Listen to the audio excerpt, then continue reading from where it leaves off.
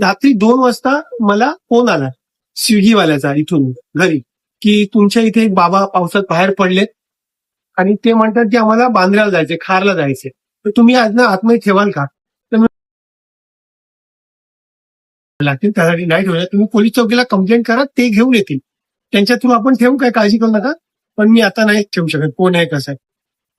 मग नंतर त्याने मला परत 3:30ला फोन केला, पोलीस स्टेशन मधून फोन आहे 3:30-4, की एक बाबा आम्ही आणलेले आहेत आणि तुम्ही त्यांना घेऊन जाल का? मी म्हटलं त्यांना, मला आला तर फोन घेऊन आता येऊ शकत नाही, पण मी येतो पहाटे, लवकर येईन 5:30. तर 5:30ला पुन्हा एकदा फोन आला. 5:30ला मला फोन आला माझ्या इथून वॉर्डबॉयचा, की सर ते बाबा नाहीये. म्हटलं बाबा नाही, तू ताबडतोब हे कर, त्यांचे कपडे घेऊन ये, टावेल घेऊन ये आणि मावशीला घेऊन रिक्षा करून माझ्या घरी ये, पण या रिक्षाने पोलीस स्टेशनला जावं. आणि आम्ही बघतो तर तेच बाबा. आश्चर्य होतं की ते एक पाऊलही पुढे चालत नव्हते, पार्किंगचा हात आणत होते, मान आणत होती, आणि ते बिचारे खाली चालत आले, तिथून त्या साईडला गेले, आणि त्या स्विगीवाल्याने तोच फोन केला होता. आणि मग खूप वाईट वाटलं. आणि ते जेव्हा पडलं, त्यांनी जेव्हा मला